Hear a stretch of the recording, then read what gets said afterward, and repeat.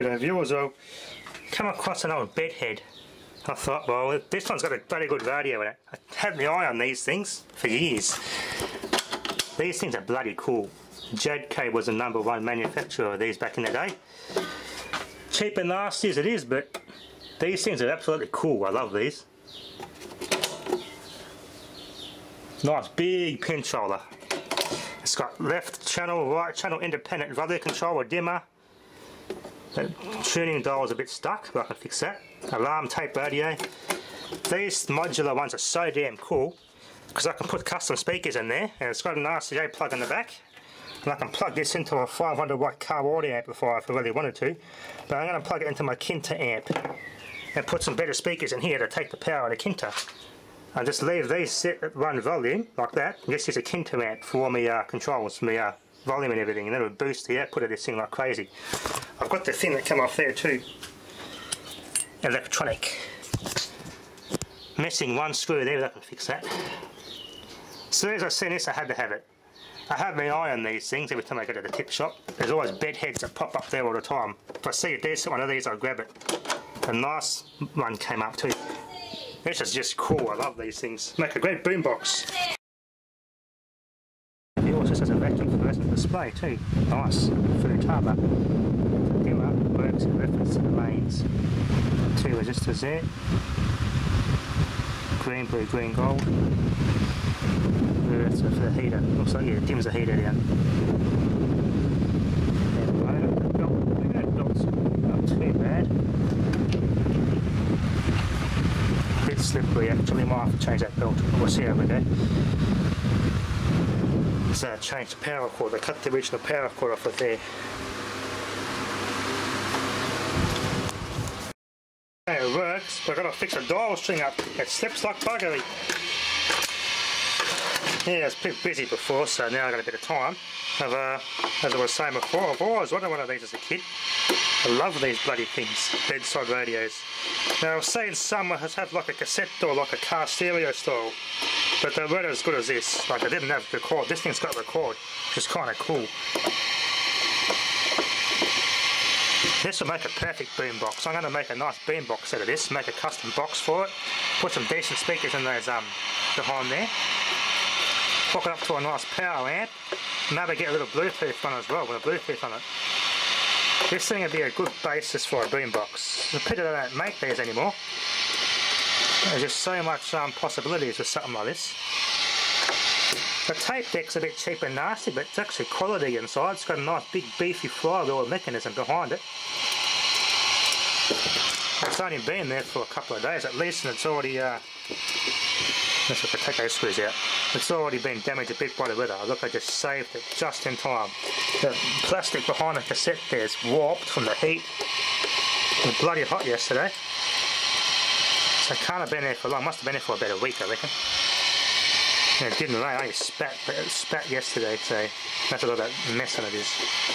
I got this thing just in time before I got too far gone. The rest of it, the wood was just all destroyed, so this thing's destined for landfill. Lucky I saved it. So I'll keep grabbing these so I can get them quite cheaply for next to nothing, so. So I've got a microphone on it, and I think it's AC bias, so I'm not sure. I'll have to recheck the circuitry and the heads. It's got a it's an electronic erase head, not a DC permanent magnet one, so I think it's an AC bias, which is quite a good little, by today's standards, for a cassette deck. I'll probably wash this bit of plastic. I shouldn't have to take any knobs off. Oh, look at that, comes straight off. And I can get to the dial cord. Awesome. See, look at, I can get to the switches too and contact clean them. Oh, I have to use 2 hands to fix this. Let's give it a test. Some dirty switches in it. The one speaker works and I plug this and they both work intermittently. Jesus, got some dirty switches in it, but she works. This tuning capacitor. How the hell was a tuning capacitor get virtually seized? What sort of grease are they using that bloody thing? Super glue? With a timer on it? Bloody hell. I've never ever come across that. That thing was seized. On FM here. Stereo LED, nice and big.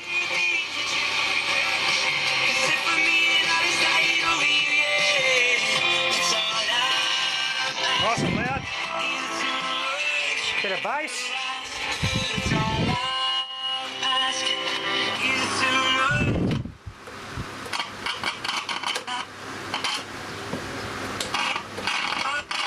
She needs a lot of work, but she's working. That capacitor, I've never come across the C's bloody tuning gang capacitor. The grease in that thing, it's the first thing I come across. Get the nut off. Also. See if I can turn it back up the dial. Start it again. No, see, it does it again. That is unbelievable. I'm going to have to get a bit of a contact cleaner in there. Lubricant based contact cleaner in that capacitor just to lubricate it. I've never come across a bloody C's tuning capacitor before. That's bloody weird. Anyway, viewers, this is going to make a good boombox. Bit cheap and nasty, but these things are bloody cool.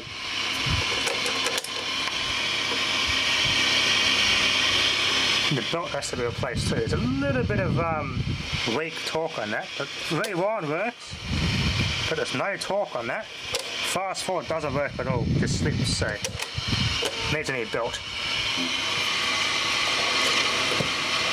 Goes down, but it can't go up.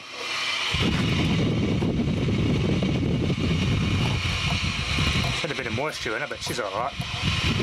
She'll work alright again, it already is. Anyway, this will come up quite well once it's done.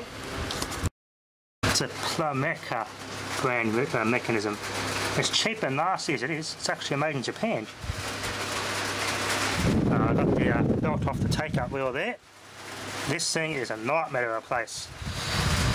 I'm going to clean all these tyres up. This wheel here is for rewind and it was weak as piss, so replace that belt. That was a nightmare. You're going to put it under here, feed it under there, between this plastic, bend this out the way. Pretty cheap and nasty, but it's actually cheap, I don't know, sort of in a good way though. I'll clean these rubbers up, get these things gripping. Scrap these rubber red heat stakes. That holds everything together. Can't get much cheaper than that. Still better quality than the newer ones, I've seen. A bit of red plastic, not the plastic that broke off there. After putting this back thing back on, but there's just no torque. I replaced the belts, cleaned up the idlers. It just doesn't want to have enough torque. I played the cleaning cassette okay. Yeah, just got no torque on it. Bit of a shame.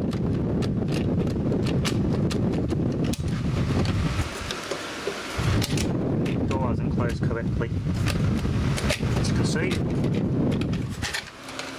Let's have a look here.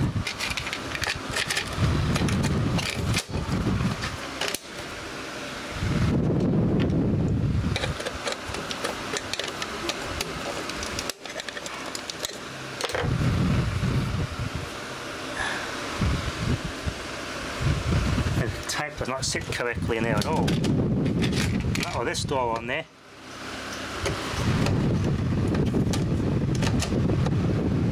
Yeah, the tape doesn't want to sit in there correctly at all.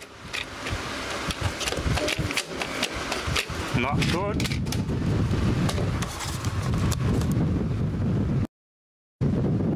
Okay, viewers, I'm determined to get this thing going. This plastic is so weak, this bloody thing warped and deformed so easily. It wasn't funny. I had to cut it all out and leave a piece of the spring, the cassette door and the hinge parts intact, but I took the rest of it out. It was pushing the tape way out. The bloody thing wouldn't even close.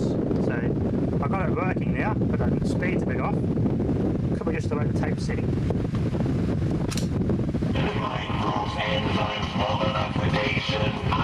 A bit slow. Getting foil or something there, I won't put too much of that, copyright a bit of risk there. But it plays now. It's showing about the damage from the bloody deforming of the plastic. It's how cheap it's made. Bloody Nora. Well, like I said, a mechanism, that's not such a bad thing. I left this piece intact because I got a spring there for the cassette door. I'll probably cut this bit here out actually. There to there, let's leave that piece. Let's cut this piece up here out if I can. That's pressing up against the tape there, like that, so we go in more. Originally it's sat level, but it's come in this way so much it just doesn't want to fit a tape anymore. So cut this little bit here out. That might fix it so the tape sits properly. Just that little bit. Well, I've put a lot of patience in something as cheap and nasty as this thing is. I've given this thing all the chances I can get. Because I think I've still got some life left in it. I can get some this and this. Put the spring back on there. I just sacrificed the plastic innards of this cassette mechanism. But stretch the spring out a little bit, that's alright. Put the cassette in. It's not as good as it should be, but it's pretty good now. It actually plays now. The motor adjustment, speed adjustments in there was a bit slow, so I fixed it. It's a bit touchy though.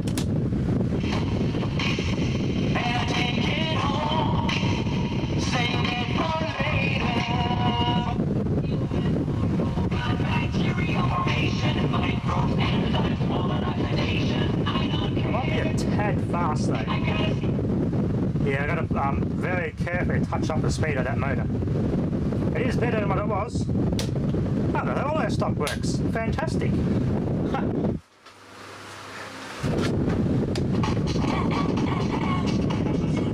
The old schoolhouse party. Bloody good songs on, eh? Love the old schoolhouse party. It's functioning now, so working quite well. I get a better tape. But anyway, that's working pretty good for now. I'll do the rest of the final touches later on in my own time. It's working quite well now. It's cheap, as I said, it's cheap and nasty as it is. These things are freaking cool. I'm going to put these onto a Kinter, put this all into a box, boost the speakers up. This is going to make a cool DIY boombox. I love these bloody Bedhead radios. They're kind of cool. Anyway, thanks for watching.